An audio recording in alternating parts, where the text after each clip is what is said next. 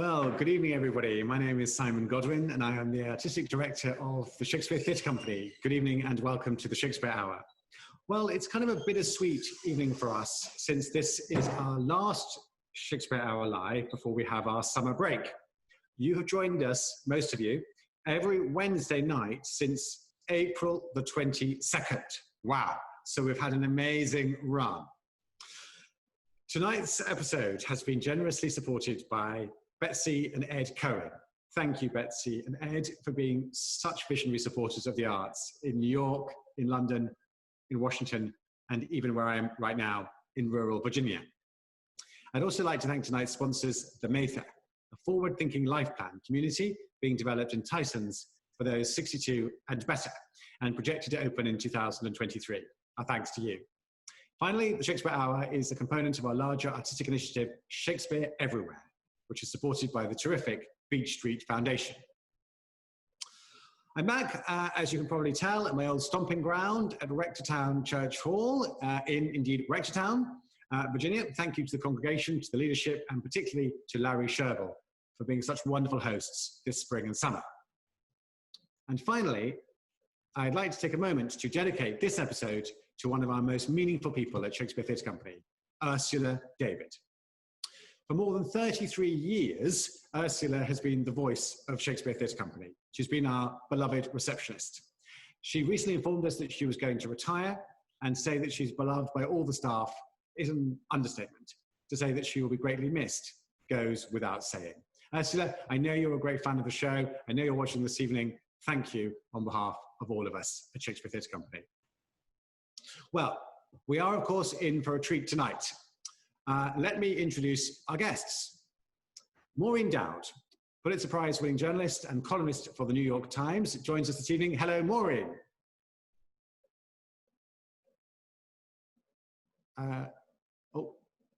Yes, here's Maureen, I think. Sorry. Ah.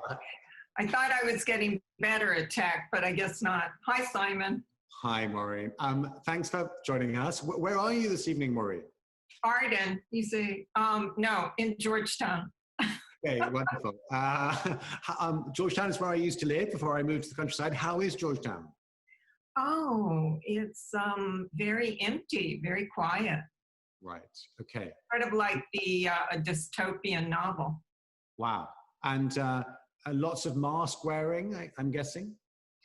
No, you know, on Capitol Hill today, they were actually discussing, there was a congressman named Louis Gohmert who was actually making the claim that his mask gave him the virus. So I think we're going to be stuck indoors for a while if that's what our leaders are debating in Congress today.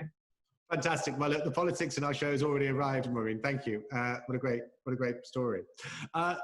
Let me introduce next Harry Lennix, whose many credits include NBC's The Blacklist and the 1990 Shakespeare film Titus, directed by Julie Taymor, who's coming on the show in the autumn. So, Harry, hello, good evening, welcome. Great to be with you, Simon, and with your esteemed guest. I'm delighted to share some thoughts with you today. Great. And can I ask where you're broadcasting from this evening? Yes, well, I just got in from New York, so I'm in Los Angeles tonight. Okay, wonderful. And you're in Los Angeles to do some filming or some screen work, or is it home for you? Or? Simon, I would tell you, but then we would have to take drastic measures in order to keep it secret. No, I'm here, doing a little bit of work, but I am literally not entitled to say what it is just now. But before your next show, when you resume in the fall, I'll let you know. Okay, that's terrific. Thank you very much, Harry. Wonderful. And let's introduce now Tina Pakka, founding artistic director of Shakespeare and Company. Hello, Tina. Hello. Are you allowed to reveal where you are tonight? Oh, no, I'm in the Berkshires, which is where I always am. Perfect. That's been a long-term home for you and where you've worked, lived for a long time. 45 years. 45 years? Yes. Wow. And It's mountains and it's very beautiful, and it's a huge arts organization, but we live in the country. So it's the Boston Symphony and Jacob's Pillow and Williams Clark Museum. So we're all up here, but we live in the country. And where are you from originally, Tina? Am I hearing a little bit of a British accent? Yeah. No, I was brought up in Nottingham, and then I lived in London as an actor for 7 years before I came to the States. So, yeah, you hear it. Everybody, when I get back to England, thinks I sound American, but I don't know what I am, Simon. I don't know. I'm international. I'm a person of the world. Yes, good to hear it. Good to hear it. Maybe that will happen when I get back to England. People will say to me, "Well, Simon, you've got an amazing DC accent." Let's see. I'll let you all know. So, last but not least, my colleague and co-host Drew Lichtenberg, STC's resident dramaturg and literary manager. Drew, good evening. Good evening, Simon, and good evening to all of our guests. Welcome to the Shakespeare Hour. I am broadcasting, as always, from my home in Petworth, in Washington, D.C. Our theme tonight is Shakespeare and politics. And before we get to the meat of the conversation, which I'm very excited to discuss, I want to just remind everyone tuning in, or if you're tuning in for the first time, about some of the special features on this webinar. You will see a Q&A button at the bottom of your screen. We've already had some questions come in. If you have any questions about Shakespeare's politics or political Shakespeare for our guests or for me and Simon, please use that. And there's also a chat button if you want to share or just, gossip about the show with each other, amongst each other. And sometimes there will be a shout out that we share. We have a comment from Melanie shouting out Harry, saying she is in Los Angeles as well, watching you.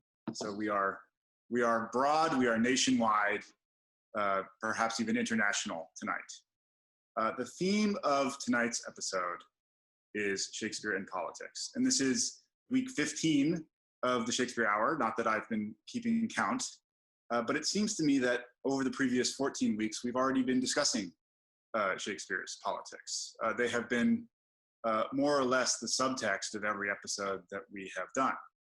When we talked about Julius Caesar and Antony and Cleopatra with Jim Shapiro and Shireen Babb, we talked about Shakespeare's views of Republican Rome, of democracy, of the collapse of the Republic into empire. When we talked about Othello, obviously, with Dion Johnston, Whitney White, and Liev Schreiber, we talked about the legacy of racism, and that was very much a conversation that happened in the wake of the murder of George Floyd and the protests for human rights. We talked about The Merchant of Venice and anti-Semitism. We talked about Shakespeare in America and the fact that we are colonial subjects still, in some ways, when it comes to Shakespeare. Every conversation we've had every week has been about Shakespeare and politics. Even Shakespeare's life, seemingly benign topics such as Shakespeare's marriage, whether he spent more time in London or in Stratford, his career, his wealth, his class. When you start to answer those questions or think about them, you inevitably reveal maybe perhaps your own political viewpoints. So we decided we would focus on this topic since it keeps on coming up. Every discussion of Shakespeare, I believe, is political. Even if you argue that Shakespeare is apolitical, that he is timeless and universal, I would say that that is itself a political viewpoint being expressed. So for tonight at the Shakespeare Hour, we are asking the question, why Shakespeare is so political?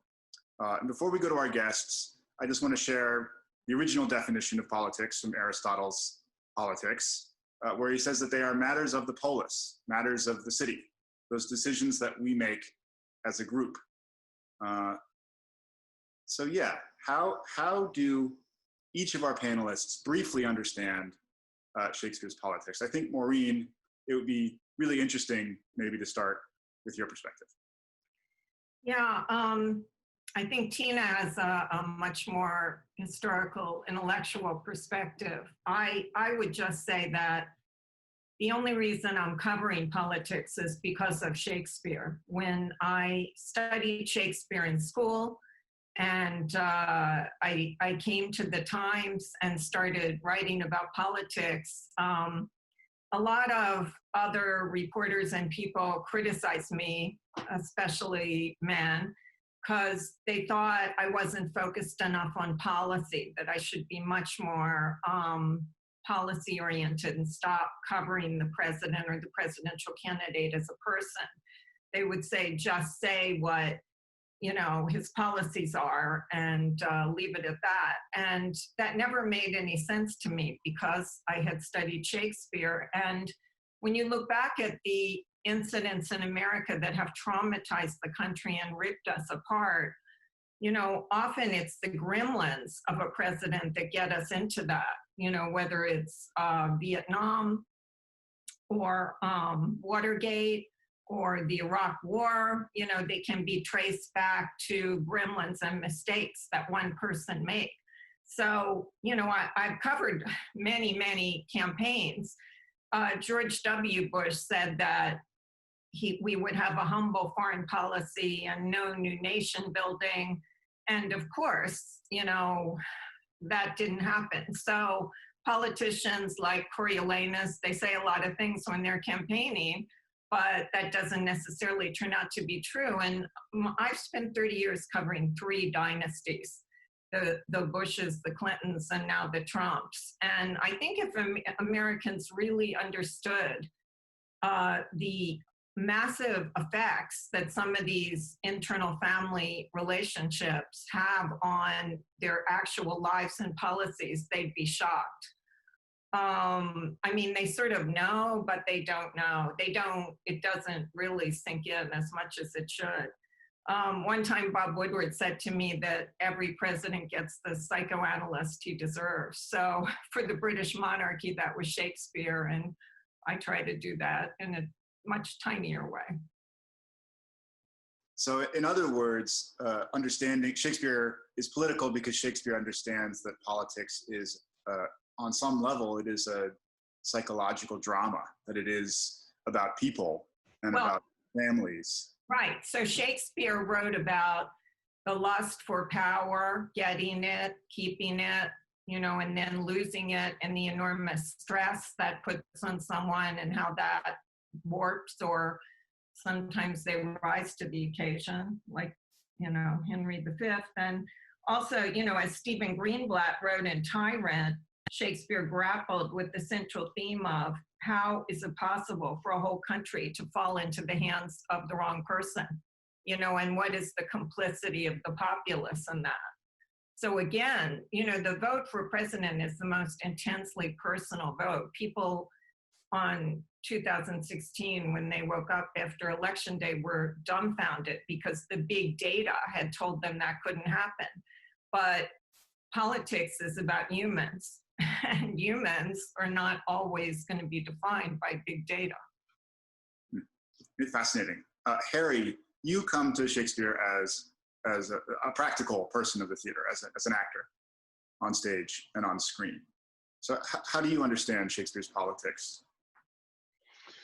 Well, I think I understand Shakespeare's politics a little bit differently than, you know, if you'd asked me this question 10 years ago, I'd have given the sort of common rejoinder that he believed, or probably believed, in something like a benign dictatorship, or, you know, some form of monarchy, but by a person who was sort of divinely inspired, kind of divine right of kings thing.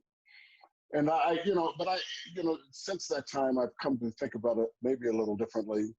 I think that Shakespeare found the most fertile soil, certainly after his aegis there in England, in the United States of America. And though he could not have known what democracy might have looked like as practiced here, that he might have gone for something of that nature, a kind of self-rule, however guided by a providentially inspired person. You know, George Washington apparently was a theater fanatic and used to like to go and see a lot of plays and so forth. And, you know, I'm always drawn to the fact that perhaps the most activist actor in the history of the United States, certainly, somebody who took it to its nadir, really, is John Wilkes Booth, somebody who sort of fused these two worlds perfectly. He killed the president in the theater, you know, and then took to the stage himself.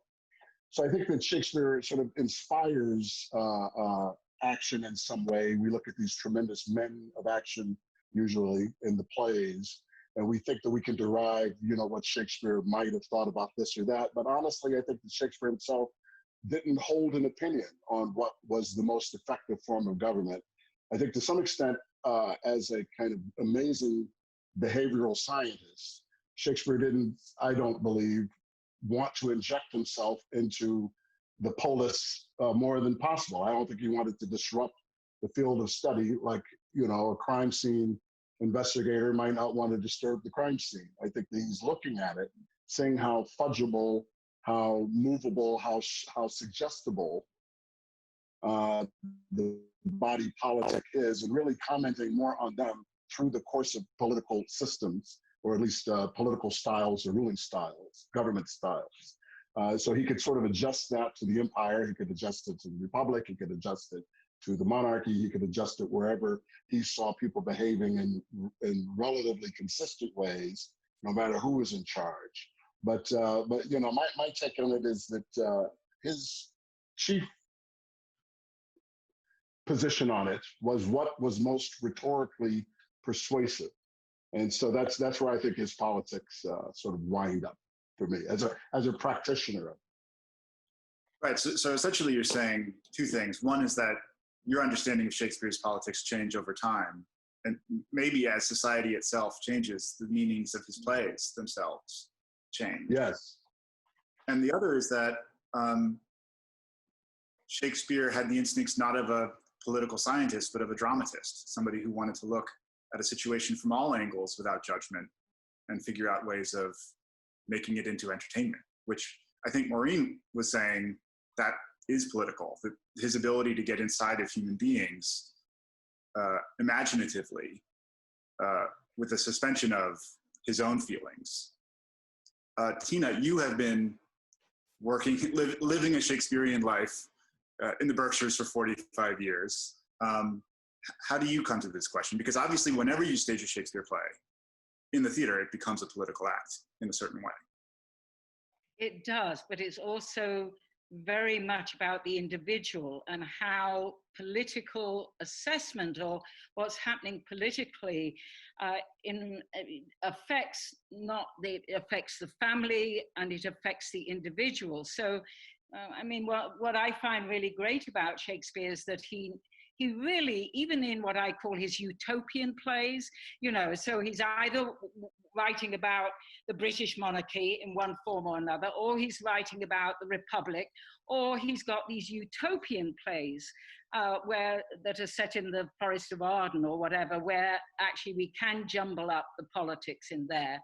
But most of the time, what the leader does and who the leader is how other people get affected so deeply themselves. So this idea of seeing what the individual is suffering or exulting in at any given moment has come from the political framework, or it lives within the political framework.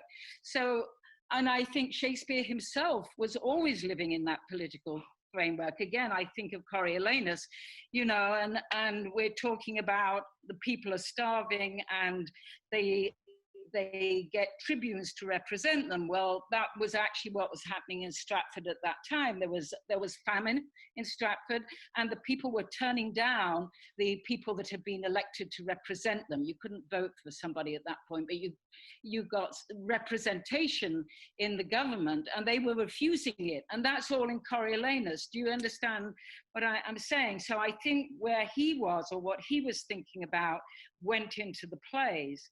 I just want to say one other thing, which is the politics of feminism and what happened to the women, in the plays, for me, always kind of knocks me against the wall. And I think by the end of his life, Shakespeare was really on the women's side.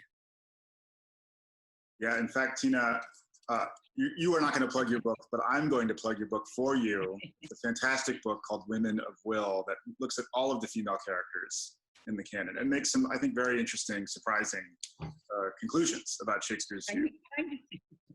Thank you, Drew. Thank you. I want to get to Simon for his thoughts, because I think it's very interesting, your position as somebody who's coming from Britain to America, to a Shakespeare theater in America. and the different meanings of the politics in America versus Britain. But there's also a fascinating question for the group from our viewer, Deborah. Since we have Maureen as a panelist, can we talk generally about the massive effort of the arts and artists to be included in the current Congress stimulus package versus how Shakespeare's own theater was funded?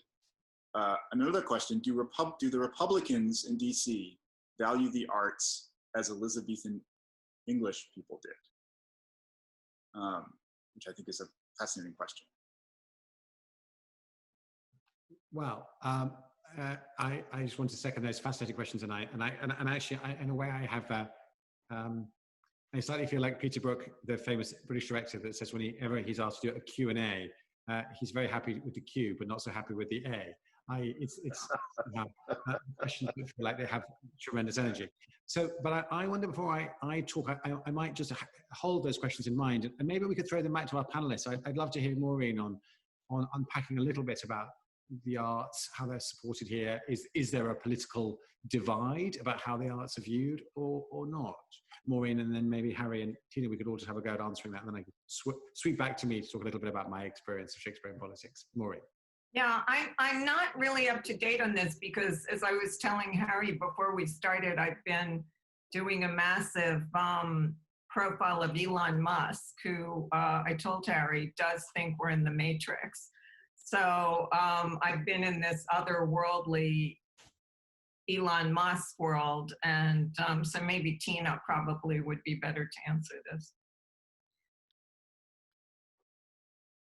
Okay, I unmuted myself, I think. I don't know that I am better to answer it, except I live it, of course, because how the arts get funded in America, you know, when I came from England, it was the Arts Council that funded us and some individual corporations. But of course, in America, you spend a lot of your time fundraising. And in some ways, it's not bad because you have to align people to what they're really interested in, what you're really interested in.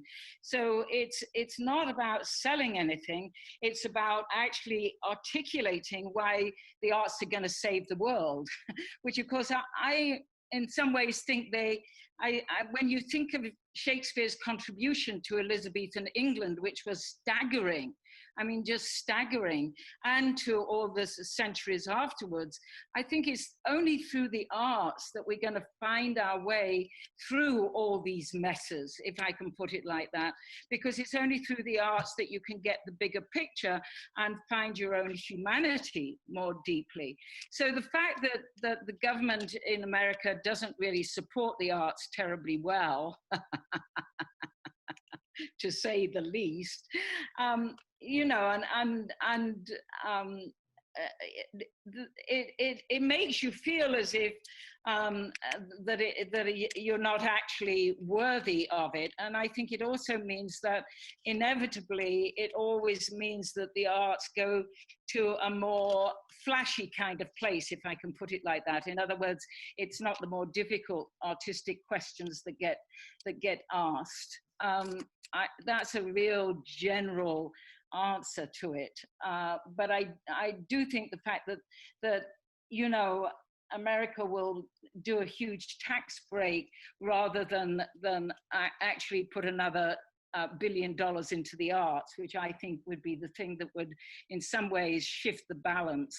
It is part of the thinking. We're entertainment, in Donald Trump's words. You know, we should be entertaining, not asking questions, whereas the function of theatre is to ask questions. You know, its function is to ask questions, not just on stage, but between the actors and the audience.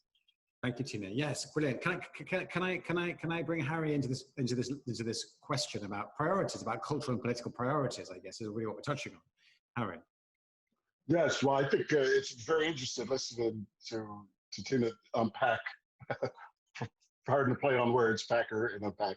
But that said, you know, the sort of view about American endowment of the arts. Actually, just a quick plug for Adam Clayton Powell Jr. He's the congressman out of the 22nd district in New York. to fund the National Endowments for the Arts, National Endowment for the Arts and Humanities. So a Black man did that, and we're grateful for him. So there is a little bit of support. That said, I know as a person, I'm trying to build a theater in Chicago right now, performance arts complex. And I know that we're going to have to get public monies to do it. And there are programs in place. My dear friends in New York City did the Polanski Shakespeare Center. The city gave them half the money through a bond of some sort. So I think that there are different ways that we do contribute as a body politic to the endowment. But I also think that Tina's right, that to a certain extent, people have to vote with their contributions on as to what they want to see. So, you know, some people who are doing what we come to call the arts are getting that money. It's a political process just by the very basis of it. Even in places like in Europe, politics is deeply involved, no matter how much it's supposed to be government sponsored. Who are the people that get to pick those people? And so I think as Broadway starts to open up, the theaters start to open up, the world starts to open up again, and we start to figure out where these dollars are going, how it's allocated, who we're supporting and who we're not supporting. It will be an inherently political process, but I do know that we will have as much of a right as artists and practitioners, producers, entrepreneurs and so forth, to be entitled to that money. I think that people, particularly with regard to Hollywood and what is going on there, that's an entire segment of the economy that is entirely shut down. Is that art? Is it just commerce? All of these things, it's far more complicated, I think, than what people's good intentions are. But again, to the point, we need to make the case that art is essential and that it has we have as much need for it as we do for medicine or food or any other kind of things that make us better, healthier. Thank you. Drew, I imagine we've got some more questions from audience members inspired by that, or comments. Yeah, we have so many questions that I don't think we're going to be able to answer all of them this hour, but rest assured they will be answered in our mailbag column before the end of this week. But two, just responding to this conversation about arts funding, which it occurs to me is actually not so dissimilar to the way that politics are funded in this country, that congressmen, senators are also constantly fundraising, and that has a direct influence on the kinds of issues that are at the forefront of their minds. Maybe when Abby Lowell is on in September, when we talk about Shakespeare in the Law, we can talk about how lobbying works, but it seems like there are powerful lobbies both in the arts and in the politics in our country, and as a result, the conversation is changed by those. Question from Joy: wasn't Shakespeare's work funded by the elite class, and aren't we living through a backlash against the elites now, which results in pressure to defund the arts from the government? And returning to Shakespeare's time, how did the company survive the theater closures due to the plague? And there's another question that I think is more simple from our viewer, Peter: how did Shakespeare keep his head? In other words, how did a theater company survive in a time when you could be beheaded at really the whim of the monarch, right, if you are perceived to be saying something that is seditious? And we do know that Shakespeare's plays were performed. Richard II was staged by the Earl of Essex right before he staged a coup trying to overthrow Elizabeth, right? So Shakespeare is kind of lucky to leave that episode with his head. The plague, and then the funding of the arts by the elites, although I was always under the impression that Shakespeare's plays were funded by a popular audience, the groundlings in the pit at the Globe. And that if there is elite funding, there is also, at least at the same time, the need to appeal to a mass audience that craves entertainment, sort of like Hollywood film, as you were saying, Harry. You know, you look deep in thought. I don't think she heard you, Drew.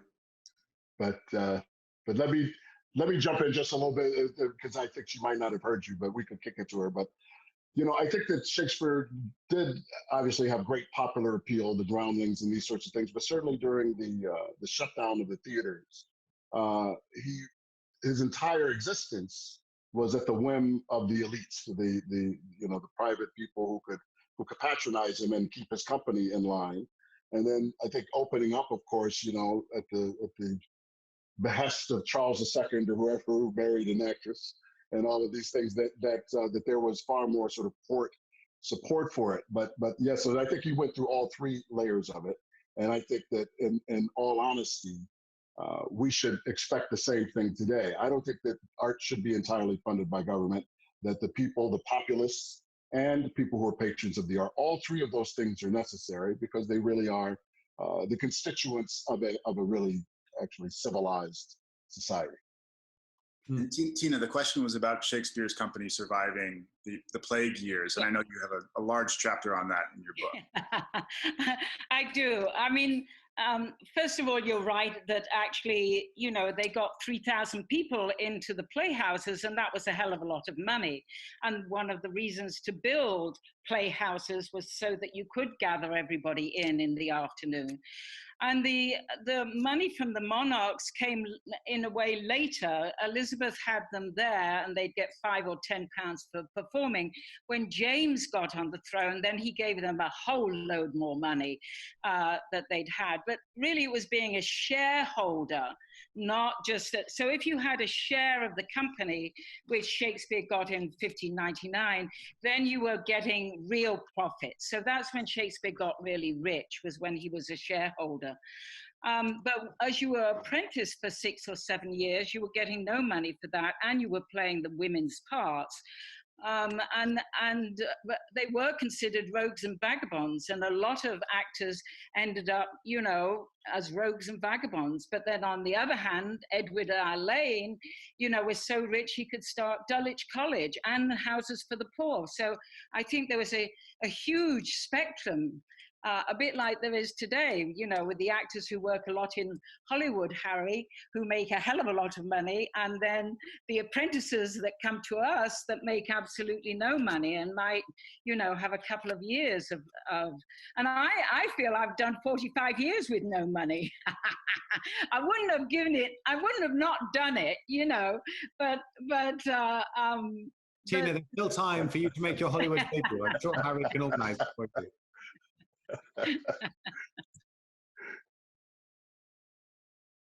Simon, while we are sort of here at the half-hour mark, I wonder if we could make the announcement about the September episodes. Oh, yes, of course. There I was thinking about my own Hollywood debut, but maybe I'll do it with Tina. Well, I just want to remind you all that tonight's episode is our last before we take a break in August, and luckily we'll be back, maybe even better and stronger in September with 4 new episodes. Here they are. Themes include Shakespeare in the Law, Shakespeare in Film, Shakespeare's Heroines, and Richard II. Registration for the 4 new episodes will be on our website soon. We'll miss you in August, but we will see you in September. I was just going to throw in a couple of thoughts also, if I may, Drew, on some of these, because I think in a moment we want to hear some text from our guests that maybe reflect some of these Shakespearean preoccupations. How did Shakespeare keep his head was a question that got asked. And I feel very strongly that one of the great conclusions that we've come to over the last 15 shows is that Shakespeare's own personality and opinions and politics are extraordinarily difficult to pin down. He is unbelievably balanced. We just don't know whether he was right or left. We don't know whether he was a sympathizer to the people or to the princes. He was also scrupulous about not letting any of his diaries or letters or anything that might have given his autobiographical content away. And that's how he kept his head. I believe that was in itself a political act. He knew that if he was going to write in extremely charged and extreme times, he was determined that no one should know what was really in his heart. And it's the most extraordinary act of artistic camouflage there has ever been, and probably will ever be. And we can understand that as a man seeking to survive his moment. Right now, I'm, as an English director, very aware of what it means to be political and what it means to be politically, as it were, incorrect. It's a strange phrase, politically incorrect. And I think that there's a lot of responsibility and anxiety around Shakespeare about how does one deliver a production which is true to the wrinkles of these plays, these difficulties of these plays, these opinions which are not necessarily shared by a lot of people today.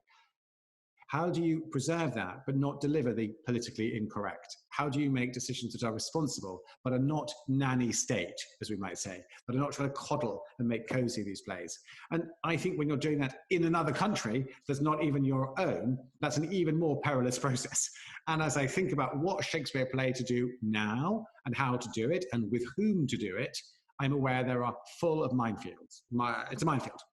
And yet it's still dependent on me, like Shakespeare, to take the plunge, but to do so in a way that's somehow appropriate. Not easy. True. Yeah, beautifully said, Simon. I think that the politically anxiety-producing aspects of these plays are, in fact, why we come back to them over and over again, even though there are aspects of them that truly are difficult to reconcile with our modern world. Well, we've talked about sort of the broad outlines, and Tina, I love your cosmology of Shakespeare's political plays, with the history plays about England, the Roman plays, and then the kind of utopian plays, as you call them, or Maureen Dowd's wallpaper, as I call it, the Garden of Eden. And we've also talked about how Shakespeare's plays, the economics of them behind them can be political, and also the meanings of the plays themselves can change as society itself changes. I wonder if we can hone in a little bit now on some of the specific plays from the canon that are really worthy of discussion. So we've asked all of our panelists to identify some passages of text that we'll sort of take a close look at. Harry, I'm very curious to know what selection you have chosen. Well, mine's very brief, and it's from Julius Caesar. That was my first Shakespeare play, by the way, but I've always loved and thought it very resonant. Cassius says, "How many ages hence shall this our lofty scene be acted over in states unborn, in accents yet unknown?"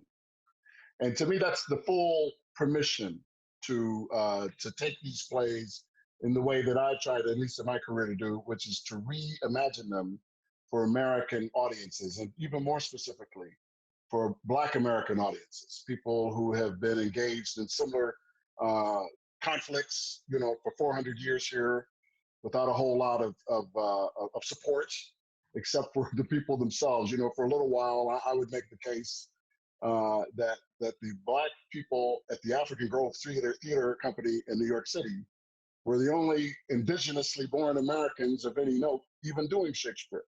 And then, of course, they burned down the theater and arrested them and made them promise never to do it anymore. And then, of course, finally, American stars started to come into great prominence and so forth. But that one, to me, is a license to take these plays and not try to avoid being politically incorrect. In fact, walk directly into the heart of the controversy by use of these plays to examine them in the current context. Wow, thank you, Harry. That's such a kind of brilliant reply to my cowardly English fear. So thank you, Harry. I'm going to take that to heart. And also, what's so fascinating about this line that you've chosen, Harry, I agree, it's one of the most striking moments in Julius Caesar, is it is deeply ironic in its theatrical context, because it is the moment after they have murdered Caesar, I believe. And yep. Their arms are covered in blood up to their elbows, which on stage is a completely horrifying, barbaric tableau. So you have this character Cassius saying, thousands of years from now, they're going to remember us as the good guys. When if you're watching the play, that's not what's about to happen, right? That's not what's about to go down. And if I can just say, what happens when those lines go out there, especially if Cassius is actually saying it to the audience, every single assassination, I mean, Martin Luther King comes up first for me, then the Kennedys come up, but every assassination comes right into your imagination at that moment. And I think you're right, Harry. I mean, it's an amazing couple of lines. And when we think about trying to solve problems by assassination, which so many people do, that's what happens to us as we hear those lines. So I just wanted to reinforce, thank you for choosing them. And also, I think Jim Shapiro writes this in his book on 1599, but Robespierre was inspired by this passage in Julius Caesar to devise the guillotine. And the revolutionary zeal of the French Revolution comes in part from this portrayal of a political assassination in Shakespeare. So yeah, on the button. Maureen, I wonder if you picked out a favorite passage or two. Yes, I have a few lines from Macbeth that get to the heart of how a lot of terrible mistakes in politics are made. Lady Macbeth persuades her husband to make a fatal error in judgment by taunting him about manliness. If he doesn't want to be unmanned, he must preemptively wield the dagger against his rival, she tells him. I wish Harry were here to do this, but just bear with me. When you durst do it, then you were a man, and to be more than what you were, you would be so much more the man. She presses him, are you a man, and tells him to screw up your courage to the sticking place. Macbeth, tortured with self-doubt, agrees he must stay on his self-destructive path, saying, I am in blood, stepped in so far that should I wade no more, returning were as tedious as go over. Then, when she's urging her husband to put the daggers where suspicion will fall on the servant, she presses him, what? Quite unmanned in folly? Fie for shame. Now, picture Dick Cheney as Lady Macbeth and George W. Bush as Macbeth. Cheney persuaded his partner to make a fatal error in judgment on Iraq, indeed the biggest foreign policy mistake in American history, by manipulating W about his manliness, urging him to preemptively go to war against Saddam. If they turn back the boat steaming toward the Middle East, what would people say about W's manliness? W was particularly susceptible to being unmanned because of his father's experience fighting off the dreaded wimp label, and because he was inexperienced and shaky after 9/11. Nancy Reagan was compared to Lady Macbeth, and back in '92, Hillary Clinton was called Lady Macbeth in a headband, but I think that was sort of misogynistic, just a term to throw at strong women. The real Lady Macbeth was Cheney. I often compared him to Iago, but I would rather assign the role of Iago to Linda Tripp, who did all that malicious whispering in the ear of Monica Lewinsky. She was the Iago of Pentagon City. Wow, I mean, Maureen, that is extraordinary. I mean, I wonder whether there's a new genre, which is sort of Shakespeare characterized through the people that we've all kind of grown up with. I don't know what the art form would be, but I'd like to see it. I think it's amazing. It's kind of amazing in this day and age that would still work, but just look at it this way. Trump and Marco Rubio had a debate on the Republican primary stage about their penis size. So, this is alive and well 200 years later as a tactic. And there is a long tradition, I can say to you, Simon, in American political journalism and editorial writing of comparing presidents to Shakespearean characters. It goes back to Nixon, LBJ, I think every American president has been compared to some Shakespeare character. And most often, I think, as you brilliantly observe, Maureen, Lady Macbeth comes up again and again and again.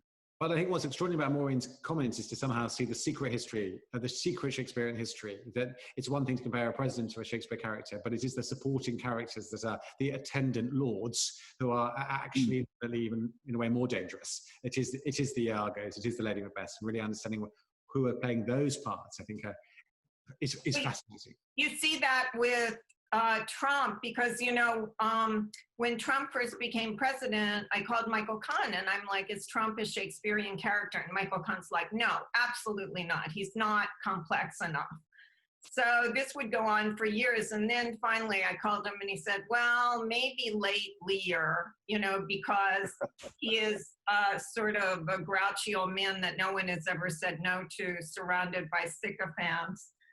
And then recently, Michael Kahn called me after Trump made the walk to St. John's Church, and Ivanka had the $1,500 designer bag and pulled a Bible out. And then he sort of stood there with it like a wet fish and didn't read from it or know what to do with it. And that is exactly like the scene in Richard III, the holy farce, as Michael called it, where Act 3, Scene 7, where the Duke of Buckingham tells Richard to hide behind religion. look, you get a prayer book in your hand and stand between two churchmen, good my lord, the props of virtue for a Christian prince, which he did to fend off the mayor.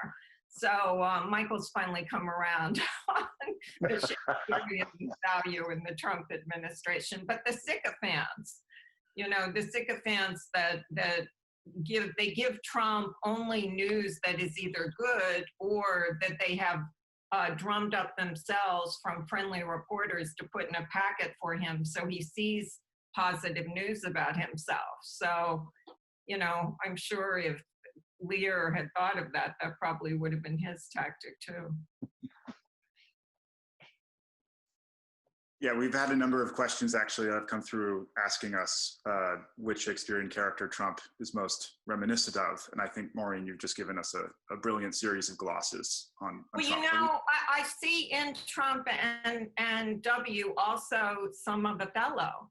I mean, Othello was insecure because he was a Moor and an outsider, but those two guys are so insecure in their huge daddy issues, you know, and imposter syndrome. And that's why you see them kind of self-destruct. I often say, I tell our publisher, he could just get rid of all the reporters on Trump and put a nanny cam on, because the guy is self-destructing faster than we can write about him. Tina, you've written about that scene in your book on Women of Will. Yes. No, but I love the way Maureen puts it, especially the last bit.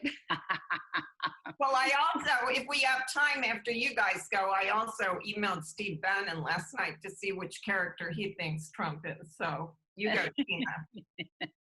Well, with a tease like that, we must answer that question. But Tina, I'm wondering if you could share with us the passage that you've selected. Well, I wanted to do Paulina from Winter's Tale.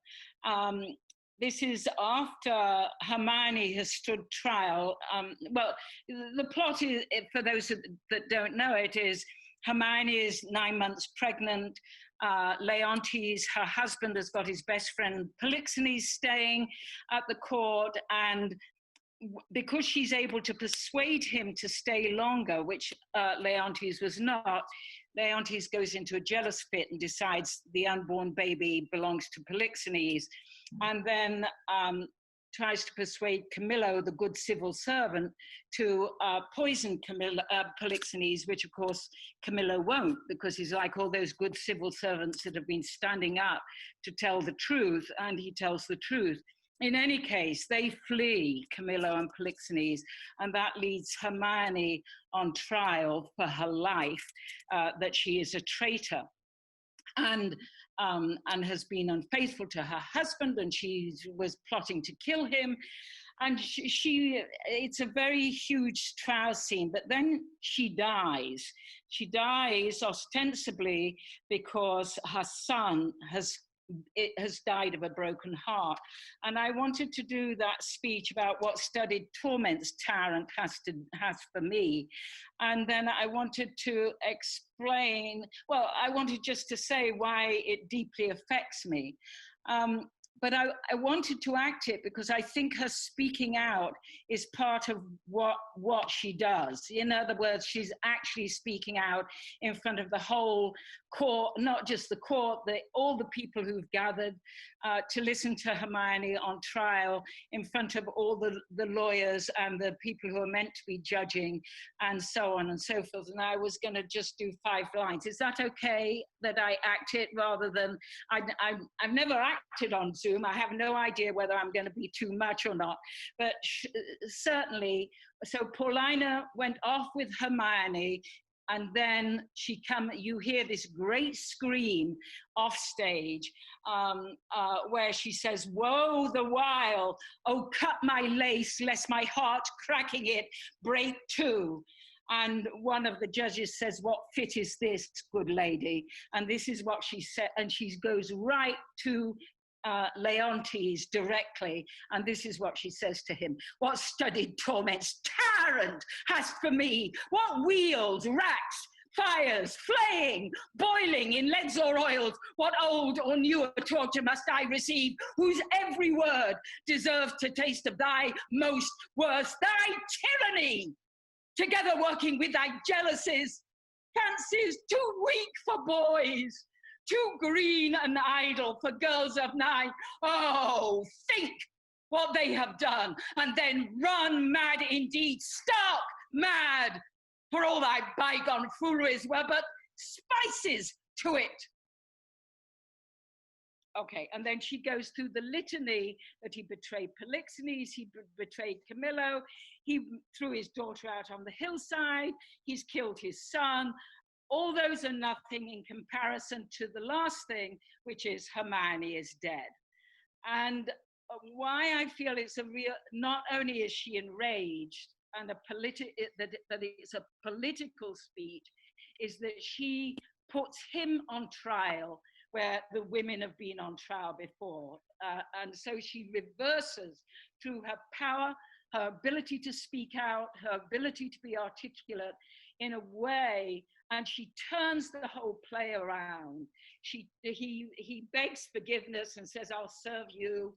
And, you know, for the next 16 years, the relationship between Leontes and Paulina gets to a place where he really does understand what he did and what it means to be Hermione, what it means to be Perdita, who's thrown out on the hillside.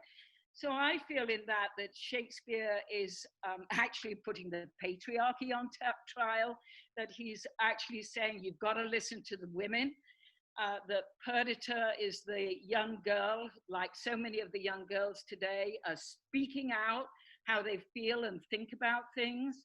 The civil servant, as I said earlier, he spoke out and, you know, it nearly got him killed. And, but that it's Paulina who, with her rage and her ability to say how it is and in a public place, makes the shift for the whole country. So I wanted to act it so that you actually could say it's as much about the speaking out as it is about actually what she accuses him of.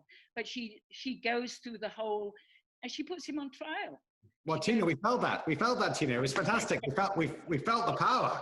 Yeah. Did you feel it, Harry, in Los Angeles? I felt it all the way here. It's still shaking. I thought it was interesting, though, Tina, because you write in Women of Will, you write about women who do speak truth to power and who are killed for it. Yeah. Desdemona and Ophelia and Cordelia testify to their own truth, and the patriarchy destroys them. And I think what's so interesting about the choice of The Winter's Tale is that it's Shakespeare it's a utopian play in a way, because it's Shakespeare imagining a world where a woman can speak to a powerful ruler who is wrong, who is in the wrong, and can survive and can actually convince him to change. Yeah.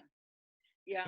I want to ask Maureen, if I may, Maureen, about whether in some sense you feel that you are a Paulina right now. I mean, is